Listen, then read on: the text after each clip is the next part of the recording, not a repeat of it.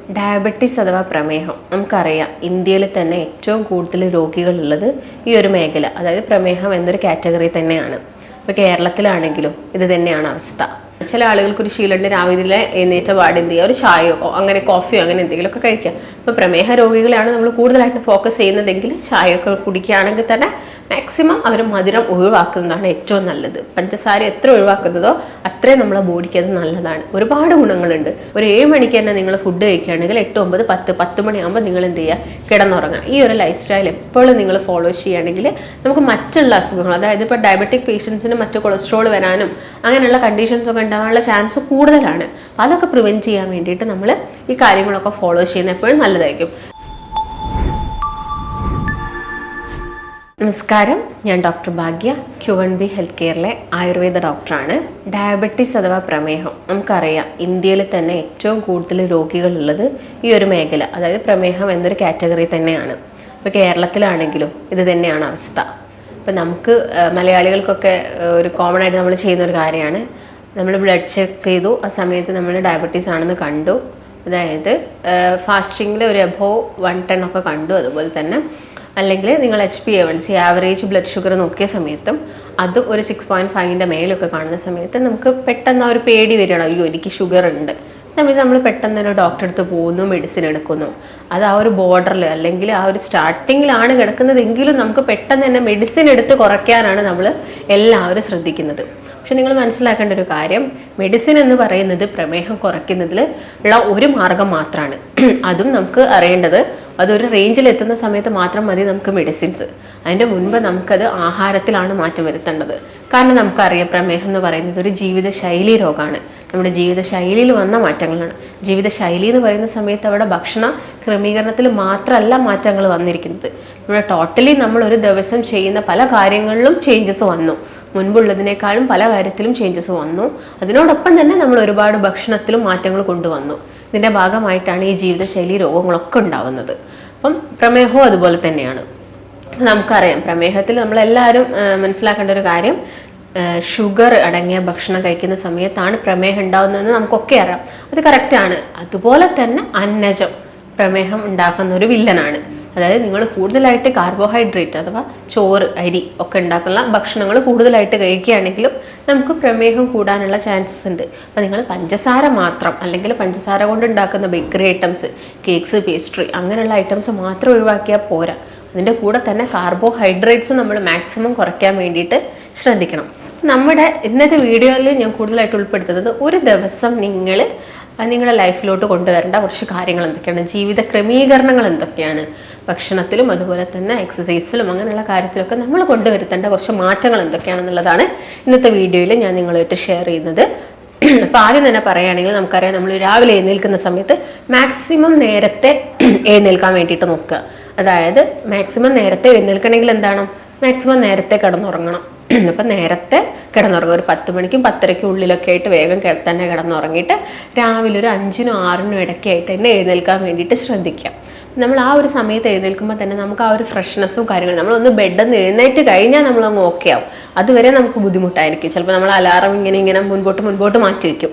ആ ശീലമൊക്കെ ഒന്ന് ഒഴിവാക്കി ജസ്റ്റ് ഒന്ന് എനിക്ക് എഴുന്നേൽക്കണം, എനിക്ക് മാറണം, ചേഞ്ച് ചെയ്യണം, ലൈഫ് സ്റ്റൈലിൽ കുറേ മോഡിഫിക്കേഷൻസ് വരുത്തണം എന്നൊക്കെ തോന്നുകയാണെങ്കിൽ നമ്മൾ ആ സമയത്ത് തന്നെ എന്ത് ചെയ്യും, എഴുന്നേൽക്കും. ആ സമയത്ത് എഴുന്നേറ്റ് നന്നായിട്ട് നമ്മുടെ പ്രഭാത കർമ്മങ്ങളൊക്കെ ചെയ്തിട്ട് നിങ്ങൾ എന്ത് ചെയ്യുക, എന്തെങ്കിലും ഒരു എക്സസൈസ് നമ്മൾ ബോഡിക്ക് കൊടുക്കണം. എന്തെങ്കിലും ഒരു വാമപ്പ് എന്താണെങ്കിലും നമ്മൾ ബോഡിക്ക് കൊടുക്കണം. അത് നിങ്ങൾക്ക് ഇഷ്ടമുള്ളത് ചെയ്യാം. ഇപ്പം നടത്താണെങ്കിൽ നടത്തം ചെയ്യുക, അല്ലെങ്കിൽ ഓട്ടാണെങ്കിൽ ഓട്ടം ചെയ്യുക, സ്വിമ്മിങ് ആണെങ്കിൽ അപ്പോൾ നിങ്ങൾക്ക് എന്താണ്, ജമ്പിങ് ആണെങ്കിൽ ജമ്പിങ് ചെയ്യുക, സൈക്ലിംഗ് ആണെങ്കിൽ അത് ചെയ്യുക, അല്ലെങ്കിൽ നിങ്ങൾ ജിമ്മിൽ പോയിട്ട് വർക്കൗട്ട് ചെയ്യുന്ന ആളുകളാണെങ്കിൽ അത് ഫോളോ ചെയ്യുക. അപ്പോൾ നടത്തമൊക്കെ ആണെങ്കിൽ എന്താണെങ്കിലും ഒരു 45 മിനിറ്റ് മുതൽ 1 മണിക്കൂർ വരെ ഫോളോ ചെയ്യാൻ വേണ്ടിയിട്ട് നോക്കുക.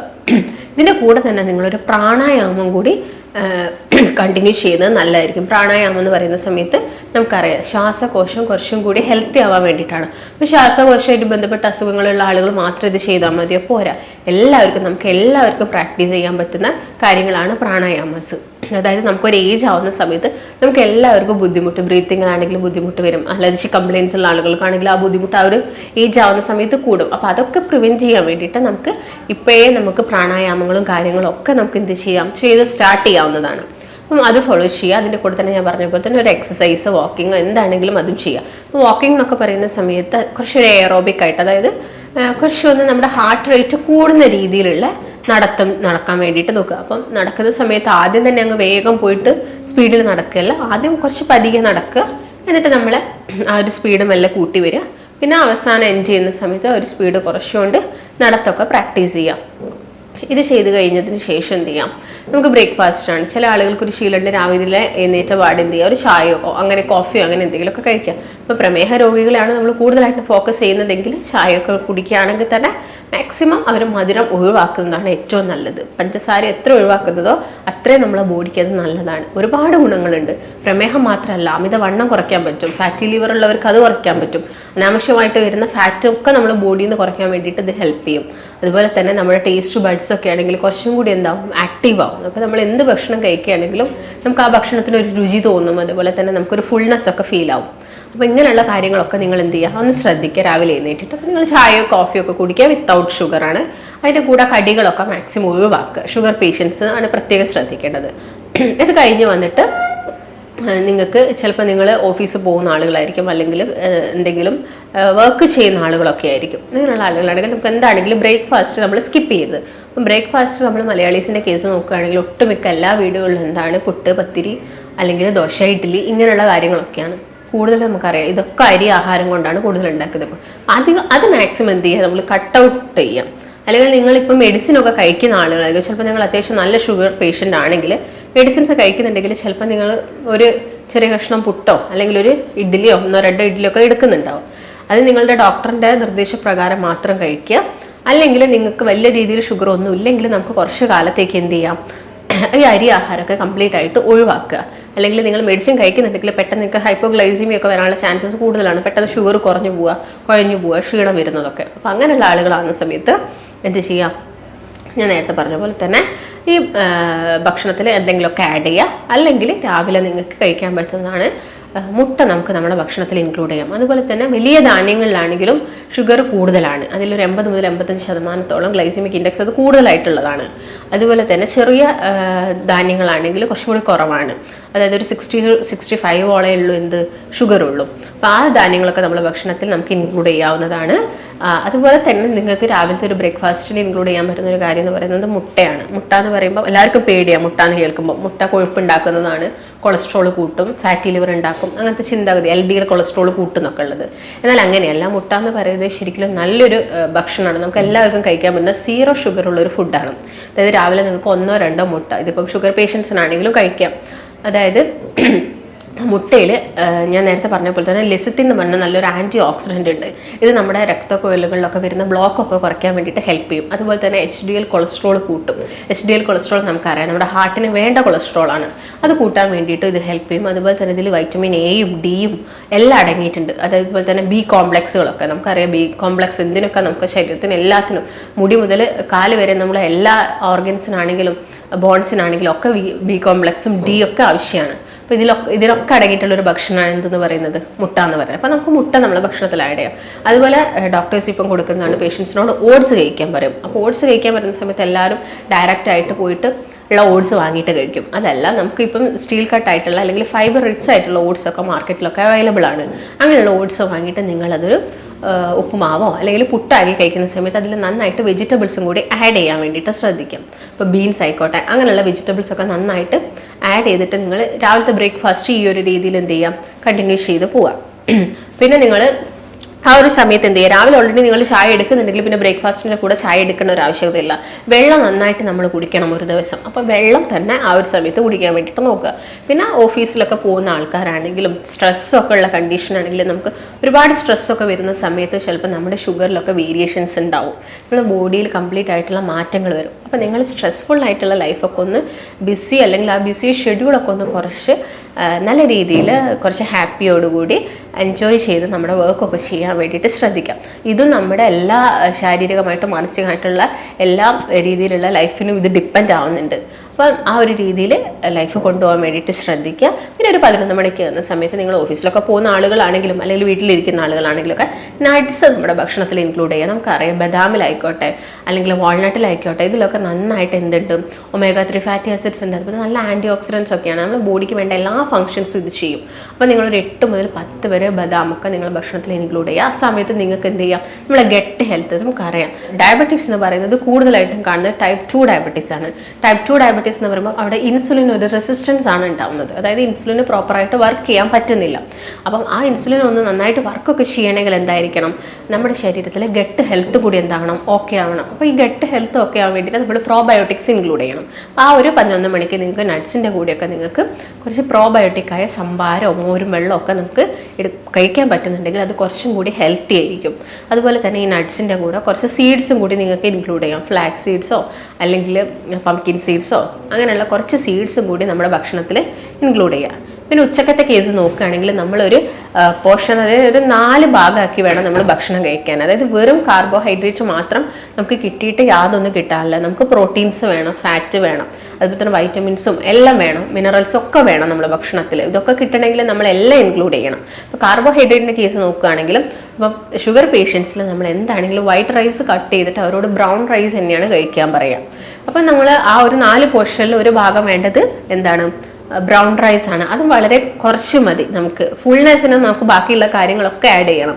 അപ്പം ബ്രൗൺ റൈസ് കുറച്ച് കഴിക്കുക. ആ ഒരു 4 പോർഷനിൽ ഒരു പോർഷൻ മാത്രം ബ്രൗൺ റൈസ്, ബാക്കിയുള്ള ഒരു പോർഷൻ എന്ന് പറയുന്നത് പ്രോട്ടീനാണ്. പ്രോട്ടീനിൻ്റെ കേസ് നോക്കുകയാണെങ്കിൽ നിങ്ങൾക്ക് ചെറുപയറായിക്കോട്ടെ അല്ലെങ്കിൽ അങ്ങനെയുള്ള എന്തെങ്കിലും കടലയോ പരിപ്പോ അങ്ങനെയുള്ള എല്ലാ കാര്യങ്ങളും നിങ്ങളെ ഭക്ഷണത്തിൽ ഇൻക്ലൂഡ് ചെയ്യാൻ വേണ്ടിയിട്ട് നോക്കുക. പ്രോട്ടീനിൽ തന്നെ നമുക്ക് നോൺ വെജ് പ്രോട്ടീൻസ് ഉണ്ട്. അതിപ്പോൾ മീനായിക്കോട്ടെ, ചെറു മത്സ്യങ്ങളായിരിക്കും കുറച്ചും കൂടി ബെറ്റർ. അപ്പോൾ മത്തി അങ്ങനെയുള്ള ചെറിയ ചെറിയ മീനുകളൊക്കെ നമ്മുടെ ഭക്ഷണത്തിൽ ഇൻക്ലൂഡ് ചെയ്യുക. ഫാറ്റിൻ്റെ കേസ് നോക്കുകയാണെങ്കിലും എല്ലാ ദിവസവും നിങ്ങൾ ഫാറ്റ് എടുക്കണം എന്ന് കരുതിയിട്ട് റെഡ് മീറ്റോ കാര്യങ്ങളോ ഒന്നും ഇൻക്ലൂഡ് ചെയ്യേണ്ട. ലീൻ മീറ്റ് അല്ലെങ്കിൽ വൈറ്റ് മീറ്റ് ആയാൽ നമുക്ക് ചിക്കൻ ഇൻക്ലൂഡ് ചെയ്യാം. അതും എല്ലാ ദിവസവും വേണമെന്നൊന്നുമില്ല. നിങ്ങൾ ഓൾട്ടർനേറ്റ് ഡേയ്സിലാണെങ്കിലും നിങ്ങൾക്കത് ഭക്ഷണത്തിൽ ഇൻക്ലൂഡ് ചെയ്യും. പിന്നെ നമുക്ക് വേണ്ടത് നന്നായിട്ട് വേണ്ടത് എന്താണ്, വൈറ്റമിൻസും മിനറൽസും ഒക്കെയാണ്. അത് നമുക്ക് നന്നായിട്ട് സാലഡ്സൊന്നും കുക്കുംബർ അതുപോലെ തന്നെ ഒനിയൻ, ക്യാരറ്റ് ഇങ്ങനെയുള്ള സാലഡ്സ് നമ്മുടെ ഭക്ഷണത്തിൽ എന്ത് ചെയ്യാൻ വേണ്ടി ഇൻക്ലൂഡ് ചെയ്യാൻ വേണ്ടിയിട്ട് ശ്രദ്ധിക്കാം. ഇതാണ് ശരിക്കും നമ്മൾ ഉച്ചവരെ നമ്മൾ കഴിക്കേണ്ട ഒരു ഭക്ഷണ ക്രമീകരണം. ഇതിൻ്റെ കൂടെ തന്നെ ഞാൻ നേരത്തെ പറഞ്ഞ പോലെ തന്നെ രാവിലെ ആ ഒരു എക്സസൈസ് നിങ്ങൾ കംപ്ലീറ്റ് ആയിട്ട് ഫോളോ ചെയ്യണം. ഇപ്പോൾ നിങ്ങൾ വർക്ക് ചെയ്യുന്ന ആളുകളൊക്കെ ആണെങ്കിൽ ഓഫീസിലാണെങ്കിൽ സെഡൻറ്ററി ലൈഫ് സ്റ്റൈൽ ഫോളോ ചെയ്യുന്ന ആളുകളായിരിക്കും.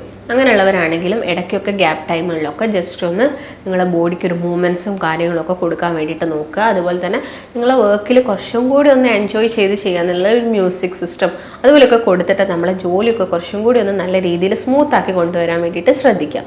അതുപോലെ തന്നെ പിന്നെ ഒരു വൈകുന്നേരം സമയമൊക്കെ ആകുന്ന സമയത്ത് നമുക്ക് എല്ലാവർക്കും ഒരു ചായ നിർബന്ധമായിരിക്കും. ചായ കഴിക്കുന്ന സമയത്ത് ഷുഗർ പേഷ്യൻസ് കംപ്ലീറ്റ് ആയിട്ട് ഷുഗർ അവോയ്ഡ് ചെയ്യുന്നതാണ് ഏറ്റവും നല്ലതെന്ന് പറയുന്നത്. അപ്പോൾ കടിയായിട്ട് നിങ്ങൾക്കിപ്പം ഒരു പഴമൊക്കെ കിട്ടുകയാണെങ്കിൽ അതാണ് കുറച്ചും കൂടി ബെറ്റർ. അതും നേന്ത്രപ്പഴത്തിൻ്റെ കേസൊക്കെ നോക്കുകയാണെങ്കിൽ അധികം പഴുപ്പില്ലാത്ത നേന്ത്രപ്പഴം പുഴുങ്ങി എടുക്കുന്നത്, വീട്ടിലിരിക്കുന്ന ആളുകളാണെങ്കിൽ ഒരു പുഴുങ്ങിയൊക്കെ കഴിക്കുന്നത് കുറച്ചുകൂടി നല്ലതായിരിക്കും.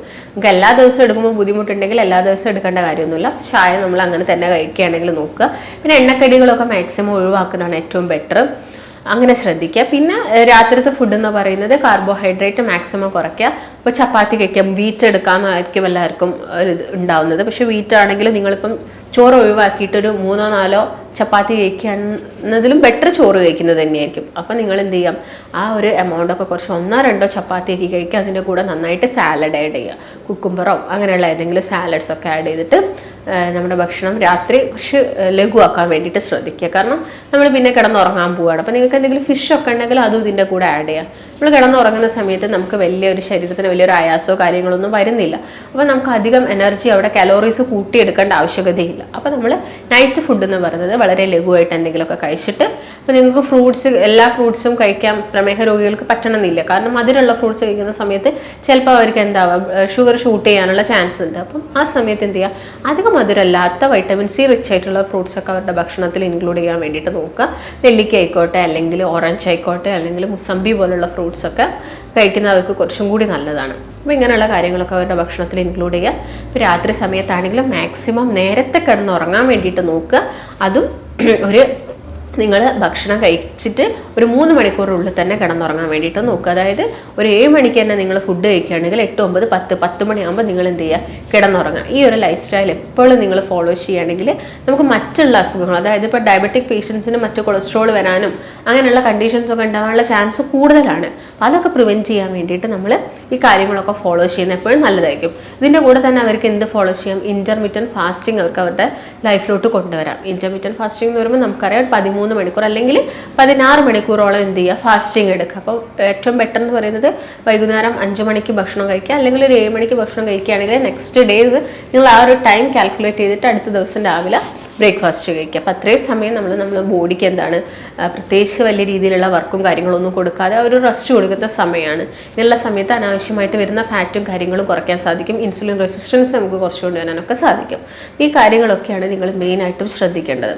ഇപ്പോൾ ഡയബറ്റീസ് പേഷ്യൻസ് ഒരു ദിവസം ഈ ഒരു രീതിയിൽ ഫോളോ ചെയ്യുകയാണെങ്കിൽ അവർക്ക് വിത്തൗട്ട് മെഡിസിൻ ഇല്ലാതെ തന്നെ ആ ഒരു റേഞ്ചിൽ നിൽക്കുന്ന ഷുഗറും കാര്യങ്ങളൊക്കെ കുറച്ചെടുക്കാൻ സാധിക്കും. പക്ഷേ നിങ്ങൾക്ക് അത്യാവശ്യം നല്ല ഷുഗറും കാര്യങ്ങളൊക്കെ ഉണ്ട്, നിങ്ങൾ മെഡിസിൻ എടുക്കുകയാണെങ്കിൽ നിങ്ങൾക്ക് ആ മെഡിസിൻ്റെ അളവ് നിങ്ങൾക്ക് കുറച്ചുകൊണ്ട് എടുക്കാൻ പറ്റും. അല്ലെങ്കിൽ ഇൻസുലിൻ എടുക്കുന്ന ആളുകളാണെങ്കിൽ അതിൻ്റെ അളവും കാര്യങ്ങളൊക്കെ നമുക്ക് എന്ത് ചെയ്യാൻ പറ്റും, കുറച്ചുകൊണ്ട് വരാനൊക്കെ സാധിക്കും. ഇത്രയും കാര്യങ്ങളാണ് ഇന്നത്തെ വീഡിയോയിലുള്ളത്. അപ്പോൾ നിങ്ങൾക്ക് എന്തെങ്കിലും സംശയങ്ങളോ കാര്യങ്ങളൊക്കെ ഉണ്ടെങ്കിൽ നമുക്ക് മറ്റൊരു വീഡിയോ ആയിട്ട് വീണ്ടും കാണാം. എന്തെങ്കിലും സംശയങ്ങൾ ഉണ്ടെങ്കിൽ നിങ്ങൾ താഴത്തെ നമ്പറിൽ കോൺടാക്റ്റ് ചെയ്യുക. നമുക്ക് മറ്റൊരു വീഡിയോ ആയിട്ട് വീണ്ടും കാണുന്നത് വരെ നന്ദി.